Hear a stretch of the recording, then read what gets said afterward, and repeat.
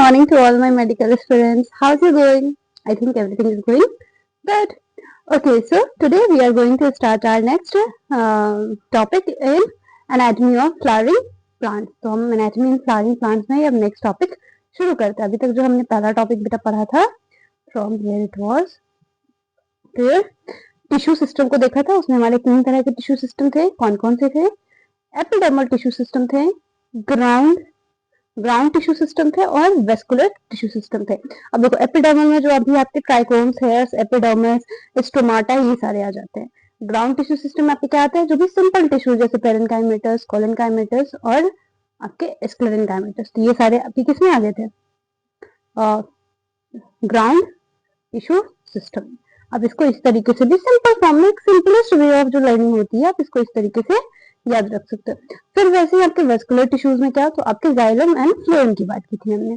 So okay, today we are going to start the anatomy of dicotyledonous and monocotyledonous plant. मतलब कि अब जो dicot plant होगा वो इनसाइड मतलब अंदर से माइक्रोस्कोप में कैसा दिखेगा, क्योंकि जब आप नॉर्मल किसी पेड़ को काटते हो आपको ये सारी स्ट्रक्चर्स विजिबल नहीं होती है. With naked eye we can't see it, but आप उसको जब माइक्रोस्कोप के अंदर देखोगे तो बेटा वो आपको दिखेंगे. You can easily, it is easily visible to you, so you can easily see it through it.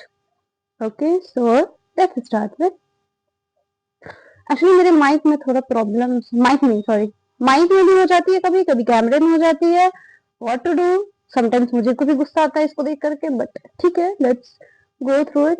कुछ दिनों की बात है, इसके बाद ठीक हो जाएगी. I hope from February it will be fine. Even not February, then from March it will surely fine. उसके बाद भी सही हो जाएगी. हाँ, ठीक है. तो बेटा स्टार्ट करते हैं. Anatomy of dicotyledonous and monocotyledonous plants. तो सबसे अच्छे से समझने के लिए जो भी टिश्यू ऑर्गेनाइजेशन है हमारे रूट्स, स्टेम्स और लीव्स में, तो इसके लिए हम क्या करें, उसका ट्रांसवर्स सेक्शन. अब देखो ट्रांसवर्स सेक्शन का क्या मतलब होता है. जैसे कि आप एक बॉडी हो, आपको कैसे काट दिया जाए, ऊपर और नीचे में, मतलब बीचों बीच अगर आपने कट लगाया जाए, जैसे कि ये एक प्लांट है, इसमें अगर मैं ऐसे काटती हूँ, इसको बोलते हैं ट्रांसवर्स सेक्शन. ठीक है, या फिर हॉरिजॉन्टल सेक्शन भी बोलते हैं. बट अगर कोई पौधा ऐसा और उसको मैं ऐसे काट देती हूँ तो that is a vertical section. ठीक है, तो ऐसे काटना. और वो भी उनके मैच्योर जोन में, उनके पास प्रॉपर ऑर्गन्स क्या हो गए, डेवलप हो चुके हैं. तो चलिए सबसे पहले देखते हैं. मतलब देखो डाइकोटिलेडनस रूट का अलग होगा, डाइकोटिलेडनस स्टेम का अलग होगा. चलिए तो पहले फिगर देखते हैं. चलो पहले फिगर ही देखते हैं. बाहर से अंदर की तरफ देखो, ये सीरीज में भी आता है, outer to inner, inner to outer. Anatomy में इस तरह के क्वेश्चंस आते ही आते हैं. देखो सबसे पहले रूट हेयर्स होंगे, फिर क्या होगी, एपिडर्मिस, फिर ये कॉर्टेक्स होंगी, एंड देन आपके एंडोडर्मिस होगी. एंडोडर्मिस के बाद ये पर्पल रंग का जो दिखा रहा है आपका, दैट इज पेरिसाइकिल. पेरिसाइकिल का काम क्या होता है आगे पढ़ेंगे. फिर आप कहेंगे प्रोटोजाइलम और मेटाजाइलम. फिर होंगे आपके पिथ जो कि सेंट्रल पे होंगी, एंड देन योर फ्लोएम. तो इस तरीके से आपको, लेकिन पिथ की मैं बात करूं तो ये आपके, हाँ पहले तो फ्लोएम आ जाएगी, उसके बाद तो प्रोटोजाइलम, मेटाजाइलम एंड देन पिथ होगी. पिथ सबसे इनर साइड लाई करती है. ओके, चलिए तो बात देखते हैं. तो जो आपकी सबसे बाहर की लेयर, जो हाँ ये हमारे ट्रांसवर्स सेक्शन में किसकी दिख रही है, तो सनफ्लावर रूट की. और इसमें इंटरनल टिश्यू जो है कैसे ऑर्गेनाइज है, ऐसे. जो आउटर लेयर है उसे हम लोग क्या बोलेंगे, एपिब्लेमा. इसमें हमारे बहुत छोटे छोटे से एपिब्लेमा से क्या प्रोट्यूड हो रहे हैं, यूनिसेलुलर रूट हेयर्स. मतलब ये जो रूट हेयर्स निकल रहे हैं, कहाँ से निकल रहे हैं बेटा, आपके एपिब्लेमा से. तो अगर आपसे पूछा जाए root hair is a origin of, root hair किसका ऑरिजिन है, तो दैट इज द एपिब्लेमा. फिर जो कॉर्टेक्स है आपकी, उसमें क्या होता है, सेवरल कुछ thin layer parenchyma cells present है, लेकिन साथ ही साथ इंटरसेलुलर स्पेस, मतलब दो सेल के बीच में क्या जगह है, स्पेसेस प्रेजेंट है. तो दैट इज इंटरसेलुलर स्पेस. और इनर मोस्ट अगर मैं लेयर की कॉर्टेक्स की बात करूं तो वो क्या बेटा है आपका, एंडोडर्मिस. जो कि यहाँ पे आपने देखा, देखो ये पूरा क्या है, this whole green part is cortex, but ये जो अंदर वाला पार्ट है, that pink ring, that is endodermis. उसके लिए एक सिंगल लेयर जो हमारे बैरल शेप के होते हैं, कि बिना किसी इंटरसेलुलर स्पेस के. देखो इनका जो शेप है कुछ इस प्रकार है.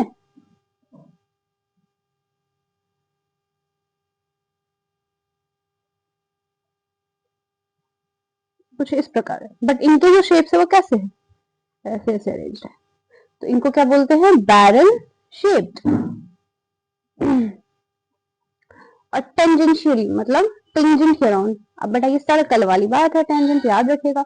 तो यहाँ पे साथ ही साथ हमारे रेडियल वॉल्स भी है एंडोडर्मल सेल्स के, जिनके पास क्या है, डिपोजिशन है वाटर इम्परमिएबल वैक्सी मटेरियल सुबरीन, किसके फॉर्म में, तो कैस्पेरियन स्ट्रिप्स के फॉर्म में। तो आपको ये ध्यान में रखना है कि कैस्पेरियन स्ट्रिप्स ये क्या इम्परमिएबल होती है या फिर परमिएबल होती है, और ये हमारी कैसे अरेंजमेंट को शो करती है, टेंजेंशियली या फिर रेडियल वॉल, और ये एंडोडर्मिस में प्रेजेंट होती है या फिर एपिडर्मिस में होती है। तो ये कुछ आपके इससे क्या है, पॉइंट्स बनते हैं।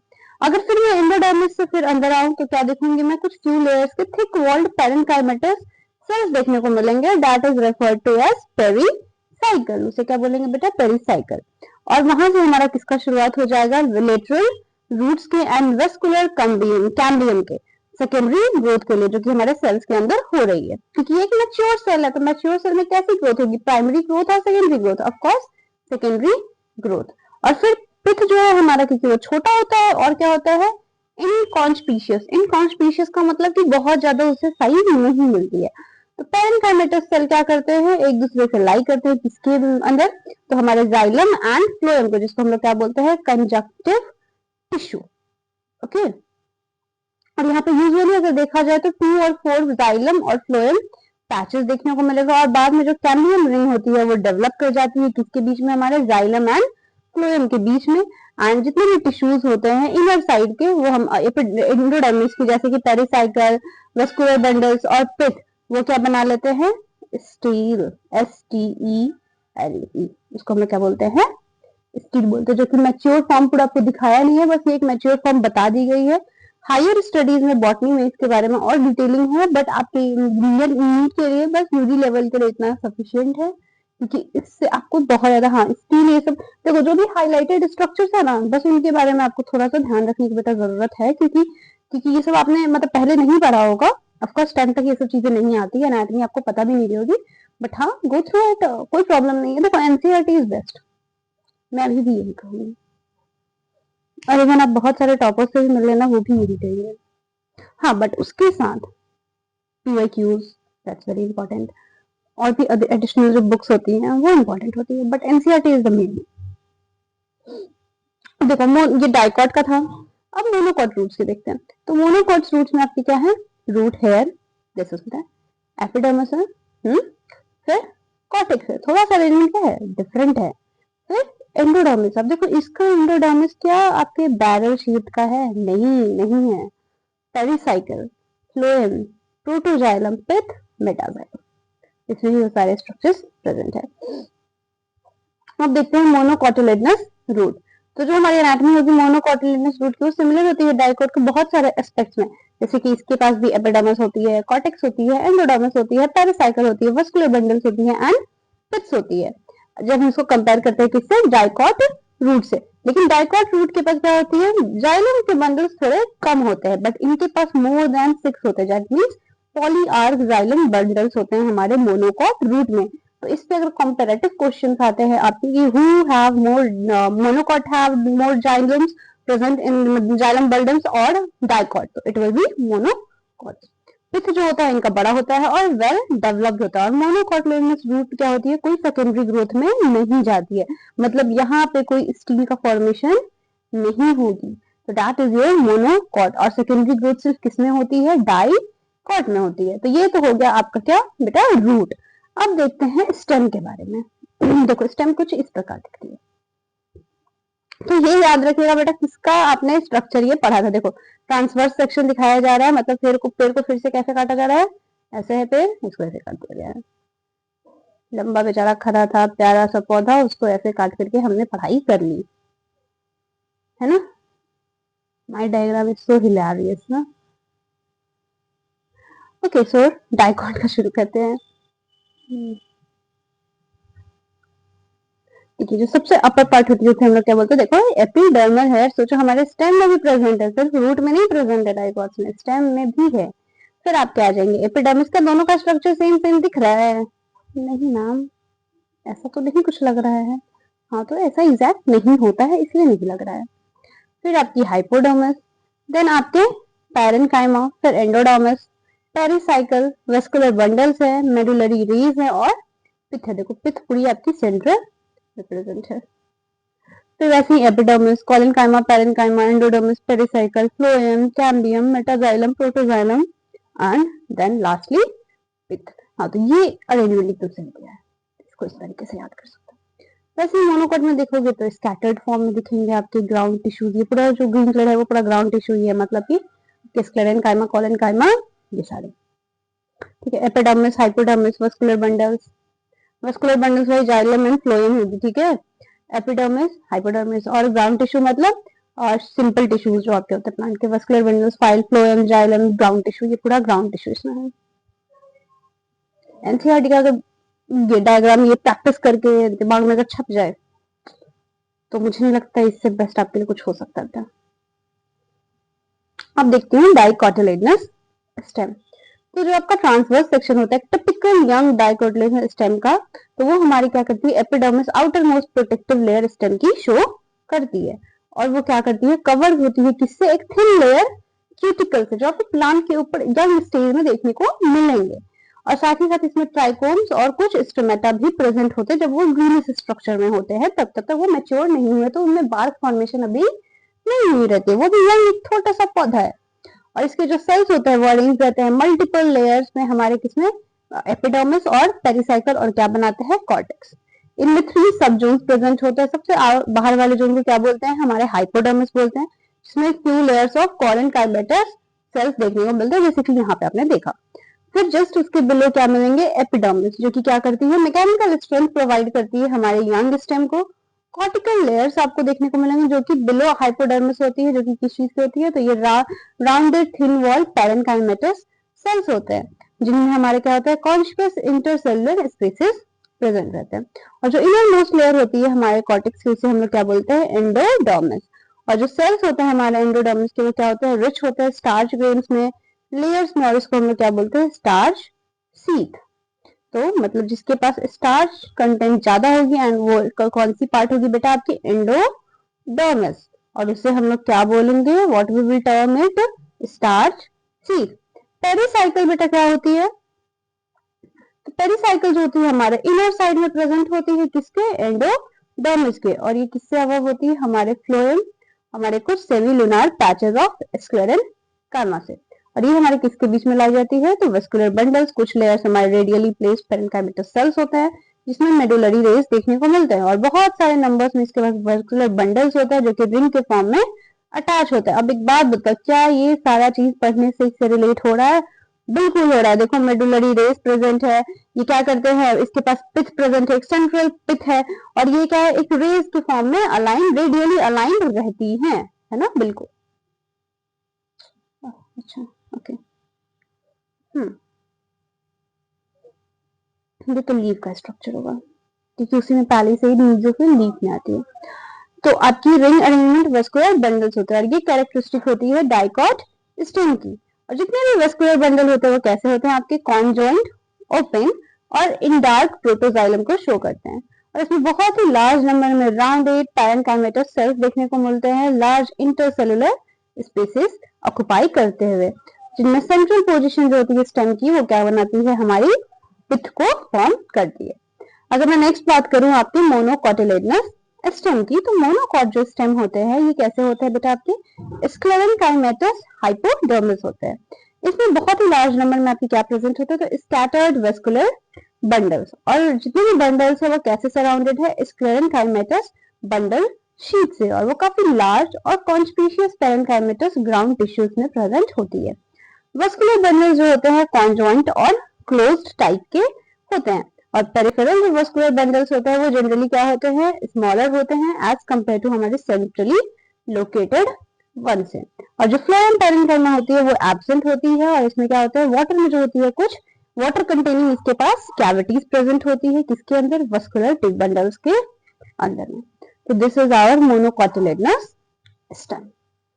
ठीक है, अब आ जाती है, देखो इसमें रूट हो गया, सबसे पहला जो आपने डायग्राम देखा वो किसका था बेटा, रूट का था। फिर आपने किसको देखा, स्टेम को देखा, मतलब माइक्रोस्कोपिक लेवल पे आपके ये डाइकॉट रूट, मोनोकॉट रूट, किस पे जाइलम ज्यादा होते हैं, xylem bundles, you will tell me.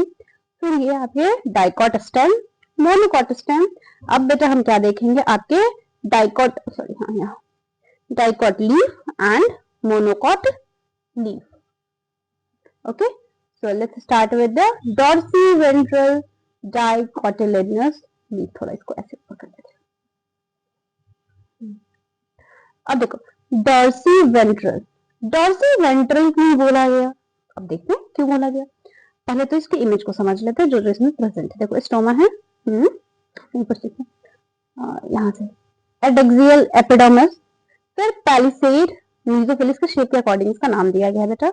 Air cavities present होती है, स्पंजी मीजोफिल प्रेजेंट है, सब स्टोमेटल कैविटी है और एबेक्सियल एपिडर्मिस है, फ्लोएम है, जाइलम है और बंडल शीथ के अंदर वो प्रेजेंट है।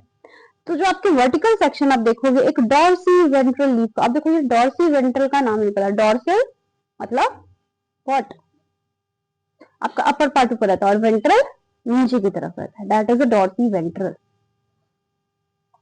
जिसमें हमने लैमिना को देखा है, जिसमें हमारे 3 मेन पार्ट्स देखने को मिल रहा है, जो कि epidermis, mesophyll and vascular system. जो एपिडर्मिस होती है वो क्या करती है, हमारी कवर करती है हमारे अपर सरफेस को, जिसको हम लोग क्या बोलते हैं एडेक्सियल एपिडर्मिस कहते हैं, और लोअर सरफेस को जिसको हम लोग क्या बोलते हैं एबेक्सियल एपिडर्मिस, जिसमें हमारी लीफ क्या होती है, उनके पास कॉन्स्पिशियस क्यूटिकल्स प्रेजेंट होती है। जो हमारी एबेक्सियल एपिडर्मिस होती है वो जनरली क्या करती है, ज्यादा स्टोमेटा रखती है as compare to adaxial epidermis, और बाद में चल करके इसमें क्या होता है, लैक ऑफ स्टोमेटा भी शायद देयर में भी चांसेस इनके पास हो सकते हैं। और टिश्यू जो होती है हमारे अपर और लोअर एपिडर्मिस, तो इसे हम लोग क्या बोलते हैं बेटा मीजोफिल्स, मतलब अपर लोअर एपिडर्मिस के बीच में जो टिश्यूज प्रेजेंट है उसका नाम क्या दिया गया है, मीजोफिल। और मीजोफिल क्या करती है, तो इनके पास प्रेजेंट होती है आपके green green pigment, that is your chloroplast, और यही फोटोसिंथेसिस करती है, जो कि किस चीज से बनी रहती है, पैरेन्काइमा सेल से। इनके पास 2 तरह के सेल्स होते हैं, मतलब जो हमारे मीजोफिल सेल्स है वो 2 तरह के, जो कि हमने डायग्राम में बेटा ऑलरेडी देख लिया था, पैलिसेड मेसोफिल एंड स्पंजी मेसोफिल्स। तो आपके क्या है, एक palisade parenchyma and spongy parenchyma, जो कि बाद में वही बना रहे हैं। और जो एडेक्सियली प्लेस्ड पैलिसेड पैरेन्काइमा है वो किस चीज से बने हुए हैं, आपके इलोंगेटेड सेल्स से, और जाकर के वो क्या करते हैं, अरेंज करते हैं खुद को वर्टिकली एंड पैरेलली एक दूसरे से, और ओवल और राउंड और लूजली अरेंज्ड आपको स्पंजी पैरेन्काइमा देखने को मिल जाएंगे, किसके नीचे, तो पैलिसेड सेल्स के नीचे, और ये कहां तक एक्सटेंड करेंगे, हमारे लोअर एपिडर्मिस तक। बताओ कुछ गलत बताया नहीं। देखो ये पैलिसेड जो मेसोफिल है ना, देखो इसके नीचे क्या प्रेजेंट है, ये सारे मेसोफिल्स, लेकिन ये क्या होंगे, एकदम कह सकते हैं आप कंडेंस फॉर्म में, या फिर मतलब कुछ ऐसा अरेंजमेंट, पर्टिकुलर कोई अरेंजमेंट नहीं होगी, they will show differentiation. Okay, इसके बाद न्यूमरस लार्ज स्पेसेस देखने को मिलेगा एंड एयर कैविटीज उनके सेल्स के बीचों बीच। वस्कुलर सिस्टम जो होंगे इसमें हमारे क्या देखने को मिलेंगे, तो बेटा इसमें हमारे इंक्लूड होंगी वस्कुलर बंडल्स, जो कि हमें बाद में किसमें देखने को मिलता है, वीन्स एंड मिडरिम के फॉर्म में हम जो देखते हैं। और जो साइज होती है वस्कुलर बंडल्स की वो डिपेंड करती है किसके साइज पे, हमारे वीन्स की साइज पे। वीन्स जो होती है वो वैरी करती है अपने थिकनेस में, अपने रेटिकुलेट वेनेशन में, डाइकॉट लीव्स की। और जो वेस्कुलर बंडल्स होते हैं वो कैसे सराउंडेड होते हैं, तो एक थिक लेयर, मतलब जो layer of thick walled bundle sheath cells है, और यही आप क्या कर रहे हो, इसका पोजीशन देख रहे हो जाइलम का किसमें, वेस्कुलर बंडल्स में। तो आप देख लो जाइलम का पोजीशन ये रहा वेस्कुलर बंडल्स में। तो दिस इज द डायग्राम। देखो अगर किसी को डायग्राम इसके समझ में आ जाता है और वो ध्यान में ना, उसके क्वेश्चंस गलत नहीं हो सकते हैं। Anatomy is about diagram. चाहे आप कभी ह्यूमन एनाटॉमी पढ़ लोगे ना, जब एमबीबीएस फर्स्ट ईयर में जाओगे, you have to read their human anatomy. तो एनाटॉमी को आप रट नहीं सकते हो, anatomy is you have to feel that. और या तो देखो इसको फील करना है, तो जब एनसीईआरटी पढ़ने मेन तो है क्योंकि ये नेकेड आई से दिखती नहीं है, सबसे बड़ी प्रॉब्लम ये है। तो ड्रॉ इट, ठीक है, मतलब इसको ड्रॉ करके पढ़ सकते हो, या फिर एक पत्ते को लेकर के सोचो कि इसके अंदर ऐसी सी चीजें हैं। और ये जो कलर्स दिखाया गया बेटा, it's not that colour, okay, वो कलर आइडेंटिफिकेशन के लिए, मार्क करने के लिए वो दिखाया जाता है कि इस रंग का वो होता है, ताकि आप समझ पाओ कि कौन किससे कैसे अलग है, हाउ दे आर डिफरेंशिएटेड।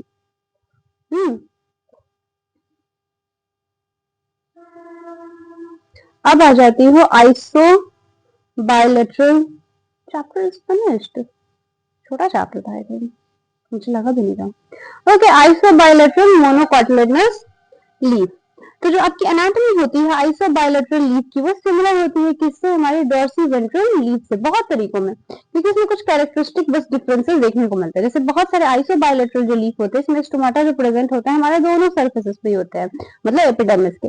और जो मेसोफिल होती है वो डिफरेंशिएटेड नहीं होती है, ना तो पैलिसेड में और ना ही स्पंजी पैरेन्काइमा। तो जैसे कि अगर मैं ग्रासेस की बात करूं तो कुछ हमारे सर्टेन एडेक्सियल एपिडर्मल सेल्स जो होते हैं वो वेन्स को क्या करते हैं, मॉडिफाई करके एक लार्ज एम्प्टी कलर सेल्स वहां पे, कलरलेस सेल्स वहां पे बन जाते हैं, नॉट कलर, कलरलेस, और इनको हम लोग क्या बोलते हैं, ब्यूलिफॉर्म सेल्स। और हाँ, इससे क्वेश्चन आता है कि ग्रासेस में कौन से टाइप के सेल्स प्रेजेंट होते हैं, तो दैट इज अ ब्यूलिफॉर्म सेल।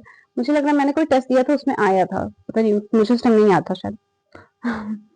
ब्यूलिफॉर्म जो सेल्स होते हैं लीव्स में क्या करते हैं, वाटर को एब्जॉर्ब करते हैं और साथ ही साथ उसको टर्जिटी देते हैं और लीफ सरफेस को एक्सपोज करके रखते हैं।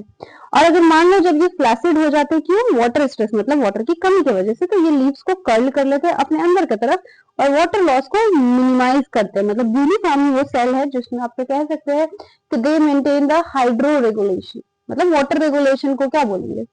और पैरेलल वेनेशन जो होते हैं हमारे मोनोकॉट लीव्स में, रिफ्लेक्ट करते हैं कि जो ये एक तरह से सिमिलर साइजेस के हमारे क्या प्रेजेंट है, vascular bundles, except main veins को छोड़ करके। तो आपका ये रहा बेटा vertical section of what, monocot leaf. देखो, adaxial epidermis, xylem, phloem, substomatal cavity, abaxial epidermis, stomata.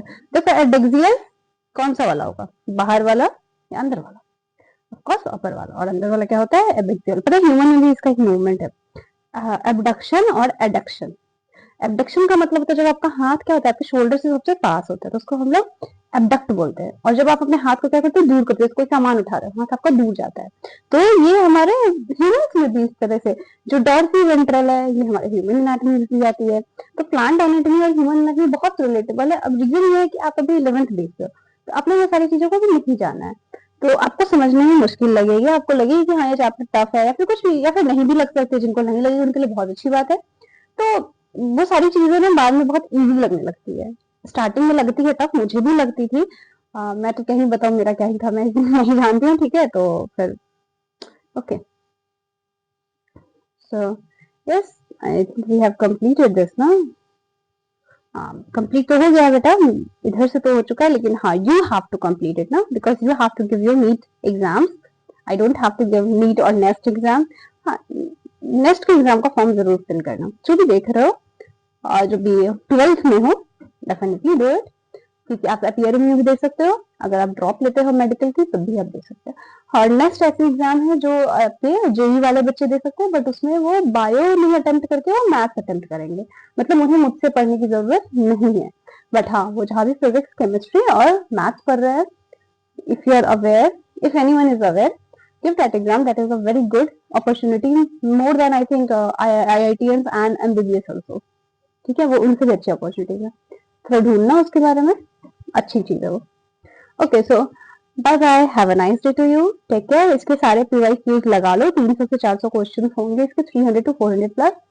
Just completed, complete करोगे कुछ दिन के लिए तो याद रहेगा, हो सकता है एग्जाम टाइम भूल जाओ, बट रिवाइज इट ना, हर चैप्टर्स को आपको रिवाइज करने की जरूरत है, रखने की जरूरत नहीं है। Okay, so bye bye, have a nice day.